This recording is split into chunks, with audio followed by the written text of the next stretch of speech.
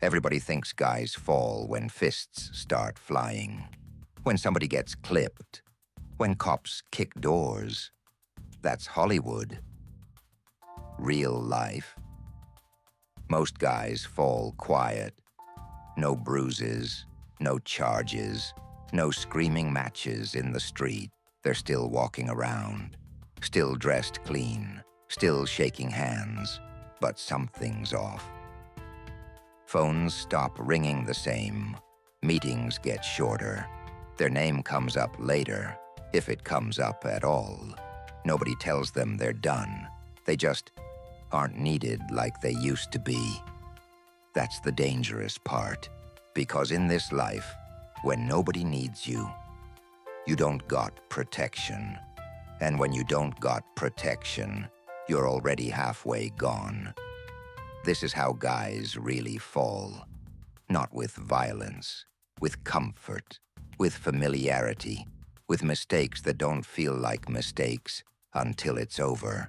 Number 5, running your mouth to the wrong guy. Number 5, running your mouth to the wrong guy.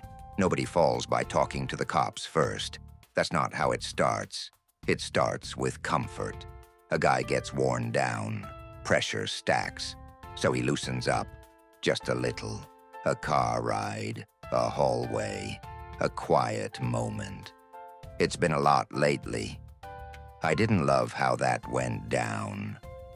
The first crack is never loud. The second you explain how you feel, you give someone your angle. Now they know what bugs you, where you feel shorted, what you'll tolerate. You didn't rat. You didn't betray anyone, but you moved from solid to readable, and readable guys get measured. Back then, rooms were smaller. Now everything echoes. Say it once, it gets summarized. Now when your name comes up, it's not, he's good. It's, he's under pressure. He's got a lot on his mind. Soft words, hard consequences. Nobody calls you a problem. They call you human. Nothing's written down, but everything's remembered. Tone, pauses, what you didn't say. So when decisions get made, your name isn't removed. It's adjusted. Nobody warns you. You still get calls, still get included, just not first. And first is where safety lives. Old rule, a man's mouth gets him buried faster than his fists. Modern rule, a man's mouth gets him repositioned faster than his mistakes. No blood, no drama. Just a step backward you don't feel until you trip. It's not what you said.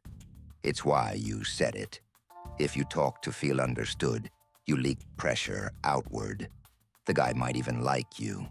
But liking you doesn't stop self-protection. And self-protection creates distance from uncertainty.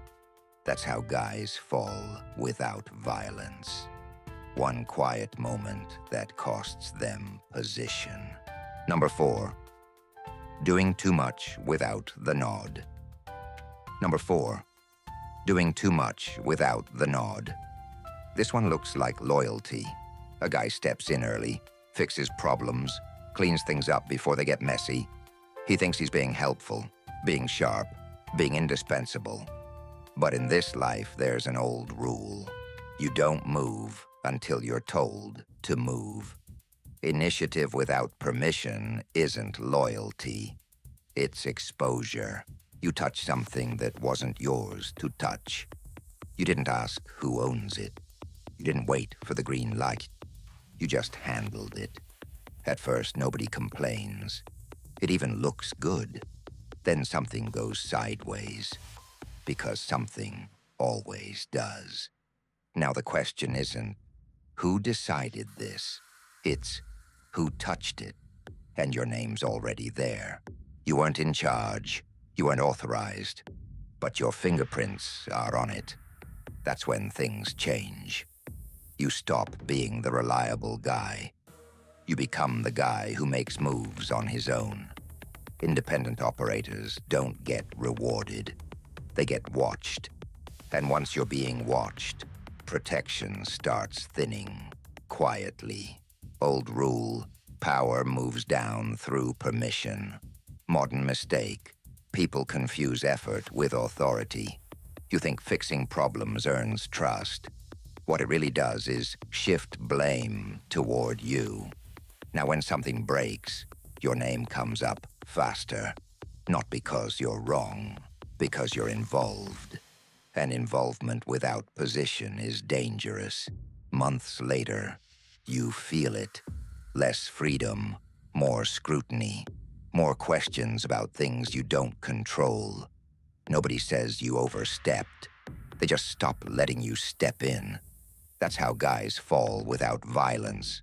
Not for being lazy, not for being reckless, for doing too much without being asked. Number 3, becoming too predictable. This one feels safe. Same schedule, same reactions, same answers every time. People know where you'll be, how you'll respond, what you'll tolerate. You think that makes you steady. In this life, steady turns into something else. It turns into manageable. And manageable guys don't run anything. Once people can predict you, they stop negotiating with you. They don't argue. They don't convince. They plan. They know when to bring you in, when to leave you out, how much pushback you'll give before you fold. Your resistance becomes part of the schedule. And scheduled resistance isn't resistance. It's noise people account for. Meetings start before you arrive. Decisions get shaped early. By the time you speak, the drum's already settled. You still talk. They still nod. But nothing moves. Not because they disrespect you. Because they already solved for you. You didn't lose power. You became predictable enough to be worked around. Old rule, unpredictability creates leverage. Modern mistake, calling predictability reliability. Reliability without leverage turns you into a fixture. Fixtures don't get consulted. They get adjusted around. You're not pushed out. You're bypassed. And bypass doesn't feel like a fall. It feels like confusion. Which is worse. Months later, you notice it. Shorter meetings, fewer details, decisions already made. You think, they're busy. They are. Busy moving without you. That's how guys fall without violence. Not by making noise, not by breaking rules, by being so predictable they no longer need to consider you. Number 2, chasing respect instead of holding position. This one ruins guys quietly. They want credit, acknowledgement, to be seen as important. So they explain what they handle. They remind people what they bring in. They clarify their role. Feels reasonable. But in this life, real position doesn't explain itself. The moment you start asking to be respected, you're already losing ground. Old rule, if your position is real, the room already knows. Modern mistake, talking to make sure they remember. Every time you outline your value, you're telling people it's no longer obvious. And once it's not obvious, people start checking. They look at what moves without you, what survives without you. That curiosity is dangerous because it never works in your favor. Now respect shifts, not taken, repositioned. You still get listened to, politely, but your words don't carry weight. You notice people stop backing you publicly. Support turns quiet, then conditional. Respect that has to be chased becomes transactional, and transactional respect expires fast, especially under pressure. Here's the part guys miss. Respect follows position. It never leads it. When you chase respect, you expose insecurity. Insecurity invites testing. People push boundaries, delay responses, see what you'll tolerate. And every test you accept teaches the room something about you. None of it good. Months later, it's clear. You're still around, but you're no longer centered. Decisions happen elsewhere. You get informed, not consulted. That's how guys fall without violence. Not because they were weak, because they wanted to be respected instead of being positioned. Number 1, staying too visible for too long. This one feels safe at first, always around, always available, always in the middle of everything. You think visibility equals protection. In this life, it doesn't. It creates ownership. When you're always there, everything starts sticking to your name, good and bad. At first, it helps. You're included. You're trusted. You're the go-to.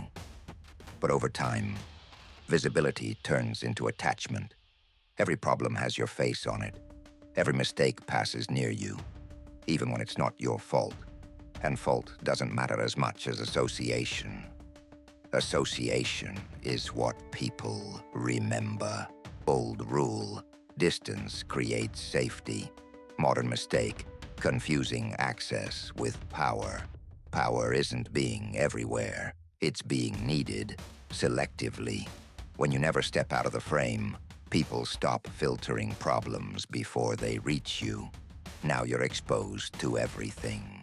And exposure without distance is how reputations erode quietly. Then the shift happens.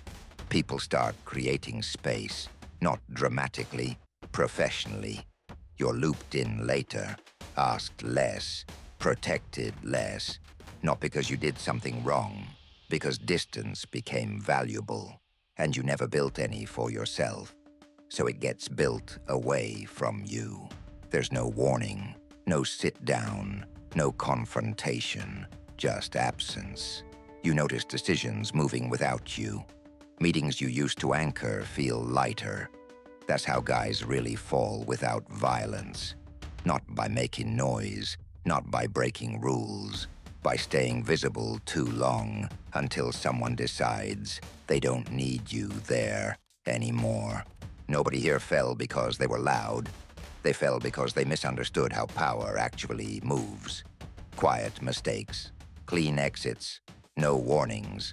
If you want the deeper breakdowns, how loyalty thins, how protection disappears, and how guys last longer by staying quieter. The links are in the description. Everything's there. Nothing flashy. Just the rules before it's too late. Links in the description.